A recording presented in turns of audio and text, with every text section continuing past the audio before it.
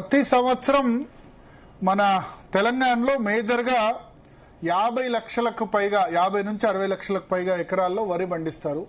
ఇంకొక 50 లక్షల ఎకరాల్లో పత్తి పండిస్తారు.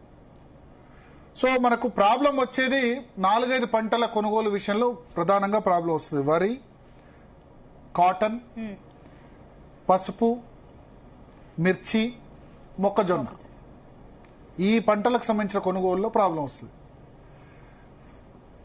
90% రెండు పంటలే పండిస్తున్నారు. 90% తెలంగాణలో ఉన్న విస్తీర్ణంలో దాదాపు 80% విస్తీర్ణంలో పండించే పంటలు వరి, పత్తి. ఎందుకు? మద్దతు ధర సంబంధించి, తర్వాత పంట పండించడం కూడా ఈజీ, పెద్దగా కష్టం లేదు.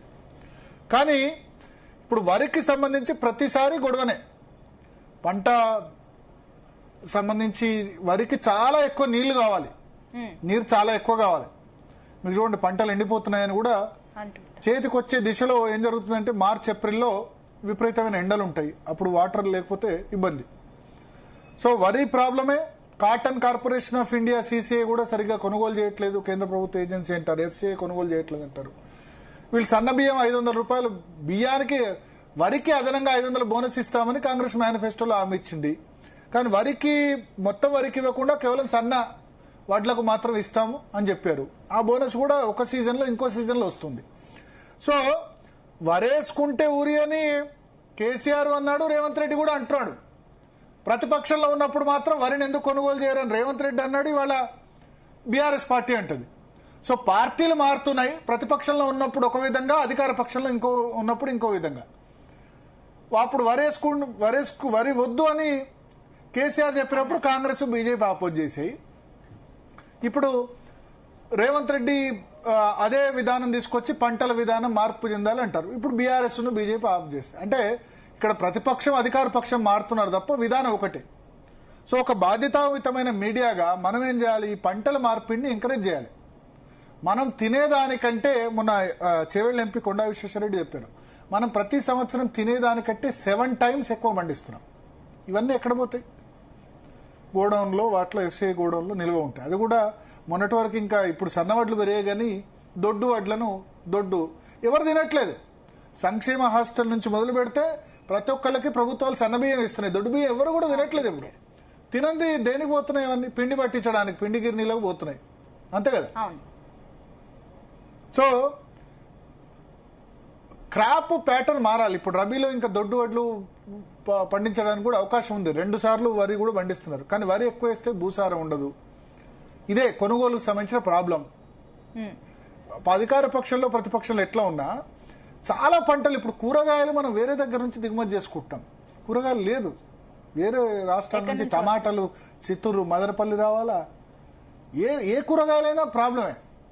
కూరగాయల విస్తీర్ణం తగ్గింది, కందిపప్పు విస్తీర్ణం తగ్గింది, మినపప్పు విస్తీర్ణం తగ్గింది, పప్పులు విస్తీర్ణం తగ్గింది, నూనె గింజల విస్తీర్ణం తగ్గింది, అన్ని తగ్గిపోయినాయి. కమర్షియల్ క్రాప్స్ వైపు మనకు పోవట్ల. పసుపు పంట కూడా ఇప్పుడు 16,000 మద్దతు ధర వెళ్తుంది, 13 నుంచి 16,000. ఇంతకుముందు 5,000 ఉండే. మీ నిజామాబాద్లోనే పడుతుంది. పసుపు బోర్డు గురించి రైతులు ధర్నా చేసిన పరిస్థితి. కానీ పసుపు క్రాప్ ఈల్డ్ విస్తీర్ణం తగ్గుతోంది. కమర్షియల్ క్రాప్ చాలా మంచి రెవెన్యూ వస్తుంది పసుపు కనుక గిట్టుబాటు అవుతాయి. కానీ దానికి వర్కర్స్ ఎక్కువ, లేకపోతే ఇది ఎక్కువ అన్న కారణంతో తగ్గుతోంది దిగుబడి. సో ఒకటే పంట అయితే వరి పండించాలి, లేకపోతే పత్తి పండించాలన్న విధంగా అయింది. దాన్ని కేంద్ర ప్రభుత్వ ఏజెన్సీలు ఎంతకని కొనుగోలు చేసినా గోదాములు లేవు. రికార్డు స్థాయిలో ఆహార ధాన్యాల ప్రొక్యూర్మెంట్ ఎవరు చేయలేరు. కేంద్ర ప్రభుత్వం రాష్ట్ర ప్రభుత్వం మీద, రాష్ట్ర ప్రభుత్వం కేంద్ర ప్రభుత్వం మీద, ప్రతిపక్షం వచ్చి కేంద్ర రాష్ట్రాలు ఇద్దరి మీద గొడవ చేస్తాయి. సో దీని సొల్యూషన్ ఏంది? డిమాండ్ ఉన్న పంటలు పండించాలి. డిమాండ్ ఉన్న పంటలు పండిస్తే రైతులకు ఉపయోగం.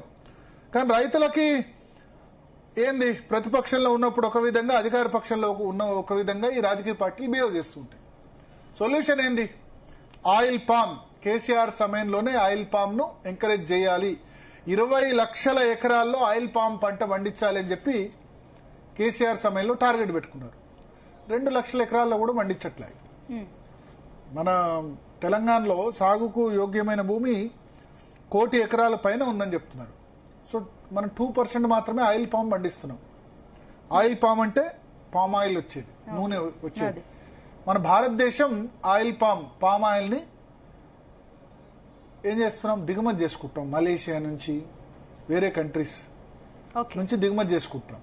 దానివల్ల ఏం జరుగుతుంది, విదేశీ మారక ద్రవ్యం పెద్ద ఎత్తున మనం ఖర్చు పెడుతున్నాం. దానివల్ల ఏం జరుగుతుంది, మన రూపాయితో డాలర్ మారక విలువ పెరుగుతుంది అంటారు. 95 రూపాయలకు జరిగింది. ఎందుకు చేరింది, ఏం చేసుకుంటాం, క్రూడ్ ఆయిల్ ఇంపోర్ట్ చేసుకుంటాం, గోల్డ్ ఇంపోర్ట్ చేసుకుంటాం, ఆయిల్ పామ్, ఇంత ఆయిల్ యూసేజ్ ఉంది, విపరీతంగా నూనె యూసేజ్ ఉంది, కానీ పంట నూనె లేదు కదా. సన్ఫ్లవర్ ఉక్రెయిన్ నుంచి ఆయిల్, పామ్ ఆయిల్ మలేషియా నుంచి దిగుమతి చేసుకుంటున్నాం. దానివల్ల మన దగ్గరే లేదా, మన దగ్గర పండించడానికి అవకాశం ఉంది కదా. తెలంగాణలో ఆయిల్ పామ్ బండి వచ్చేది కదా.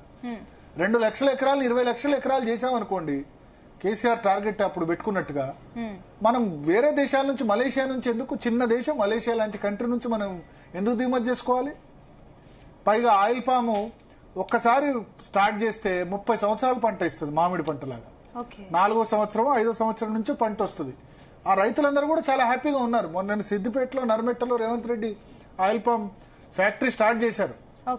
సో రైతులను ఎడ్యుకేట్ చేయాలి. రైతులు కూడా రాజకీయ పార్టీల ఉచ్చులో పడకూడదు. తుమ్మల నాగేశ్వరరావు ప్రయత్నం చేస్తున్నారు, అగ్రికల్చర్ మినిస్టర్. సో పంటల మార్పిడి జరగాలి. నిజానికి రేవంత్ రెడ్డి ఆ పని చేస్తే డెఫినెట్ గా మనం సపోర్ట్ చేయాలి.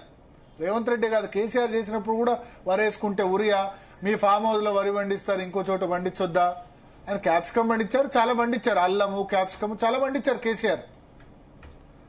సో ప్రభుత్వాలు ఏదున్నా, ఈ రాజకీయ పార్టీలు ఏంటంటే అధికార పక్షంలో ఉన్నప్పుడు, ప్రతిపక్షంలో ఉన్నప్పుడు ఒక విధంగా మారుతాయి.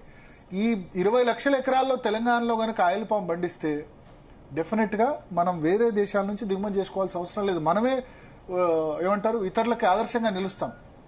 కానీ రైతులు ఒప్పుకుంటారా భరత్, ప్రత్యామ్నాయ పంటలకు సంబంధించి? ఒప్పుకోవాలి, ఒప్పింపజేయాలి కదా. రైతుకు ఏంది, లాభం కదా కావాల్సింది. అల్టిమేట్ గా ఏం కావాలి, అంతే, లాభం. ఇప్పుడు ఆయిల్ పామ్ సంబంధించి నూనె ఫ్యాక్టరీస్ అక్కడ ఏర్పాటు చేస్తే, నర్మెట్లో ఆయిల్ ఫ్యాక్టరీ ఏర్పాటు చేస్తే ప్రైవేట్ కంపెనీలే కొనుగోలు చేస్తాయి. ఆయిల్ డిమాండ్ అయితే, ఆయిల్ రేట్ అయితే పెరుగుతుందా?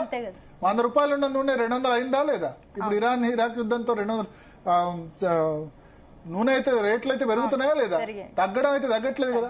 వరి రేటు, బియ్యం రేటు, సన్న బియ్యం రేటు మాత్రం పెరుగుతుంది. దొడ్డు బియ్యం ఎవరు తినట్లేదు. దొడ్డు బియ్యం పంచి ఏం చేసుకుంటారు పండించి? పైగా వరిలో 66% బియ్యం వచ్చేది, అంతే కదా మిల్లింగ్ చేస్తే.